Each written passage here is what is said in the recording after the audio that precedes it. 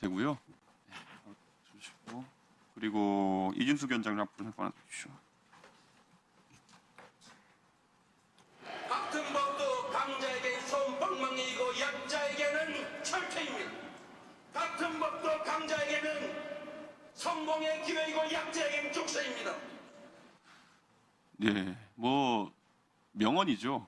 예, 같은 법도 강자에게는 솜방망이이고 약자에게는 철퇴입니다. 저게 아마 이재명 대통령이 2017년에 이제 대선 나오셔가지고 하셨던 말씀인 것 같은데요. 원래 정치인들이 되기 전에는 좀 이런 멋있는 말 많이 하고 권력을 손에 쥐었을 때 어떻게 운영하느냐가 사실 달라지는 경우가 있습니다. 실제로 이재명 대통령 재판에서 뒤에 슬라이드 보면요. 법원 송달 미수령이나 재판 불출석을 53회 하신 걸로 언론 보도에서 수합되었고요. 그리고 이준숙 전 위원장이 이번에 경찰 조사 불출석할 때는 불응 6회다라고 이렇게 기사가 났더라고요. 실제 이건 뭐 숫자는 다른 의견이 있을 수도 있겠습니다만은. 그리고 그 뒤에 한번 살펴보니까요. 뭐 이거 다 아는 거니까 그냥 가볍게 넘어가겠습니다. 이준숙 위원장 저희 위원회에서 3일 정도 이렇게 청문회하면서 나올 건 다 나왔다 생각하는데 밑에 제가 작게 적어놨지만 전과는 미국에서 좀 운전을 난폭하게 하신 거 그거 정도 기록만 나왔던 걸로 기억합니다. 제가 이걸 한번 짚고 넘어간 이유는 뭐냐면요. 결국에는 우리가 형사사법 체계에서 굉장히 협조적이냐 안 협조적이냐 따져야 될 것 같은데 우선 이재명 대통령의 그런 형사사법 체계에 대한 저항이라고 해야 될까요? 이런 것들은 다 기록이 남아있고 지금 거기에 대해서는 민주당에서 문제 없다는 입장으로 지금 나오고 있는 건데 이진숙 위원장은 뭐 많이 쳐가지고 6회 정도 이제 불출석했다 때문에 이렇게 된 건데 본인의 주장으로는 이제 마지막에 특히 체포 직전에는 공적인 사유 때문에 출석하지 못했다. 맞습니까 지금? 그렇습니다. 9월 27일 필리버스터 때는 제가 정확한 사유는 모르나 정부 조직법 관련해서 행안부 장관 비롯한 그 관계자들이 자리를 비워서 규정이 바뀐 걸로 알고 있습니다. 그래서 저는 담당 간부에게 이번부터는 즉 방미통위법 관련해서는 필리버스터를 기관장이 반드시 자리를 지켜야 한다. 그 얘기를 듣고 참석했습니다. 그래서 국회가 먼저냐 경찰 조사가 먼저냐라고 했을 때 국회 일정은 제가 조정 불가능한 일정이고 경찰 조사는 변호인과 상의해서 경찰과 상의해서 일정이 조정 가능하다라고 해서 불출석 사유서를 보냈습니다.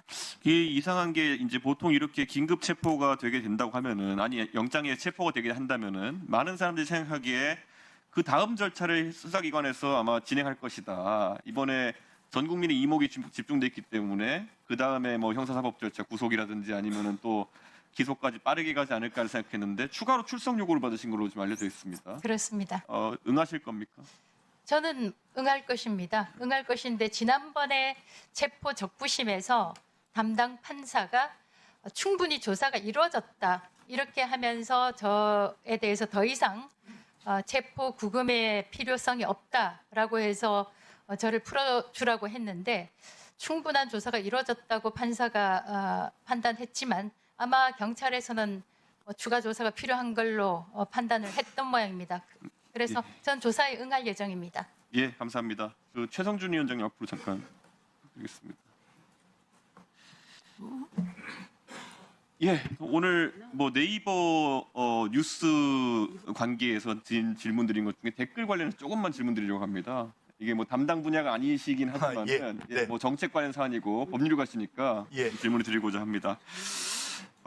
지금 우리가 네이버 뉴스에 보면 댓글을 제한하는 경우가 일부 있습니다. 댓글을 달지 못하는 뉴스들이 일부 있는데 제가 알기로는 극단적인 선택을 하신 분들에 대한 기사에 대해서는 저희가 댓글을 달지 못하게 하고 있고 그리고 또 연예계 관련 악플 문제 때문에 또 연예 기사가 요즘 그 댓글이 안 달리는 걸로 알고 있습니다.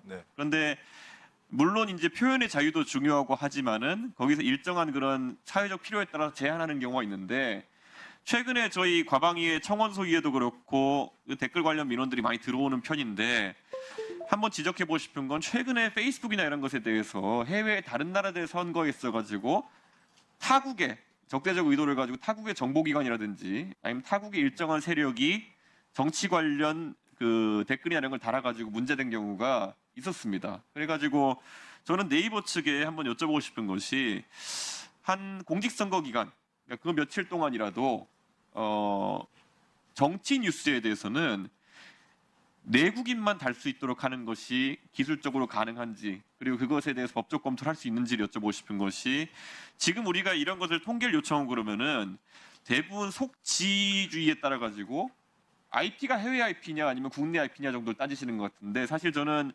재외 국민도 투표권이 있기 때문에 오히려 국적에 따라 가지고 어떤 그런 부분을 좀 파악해야 되지 않을까 이런 생각하고 있습니다. 혹시 법률가로서 또는 이 네이버에서 뉴스 업무하신 분들 입장 있으십니까? 여기에 대해서?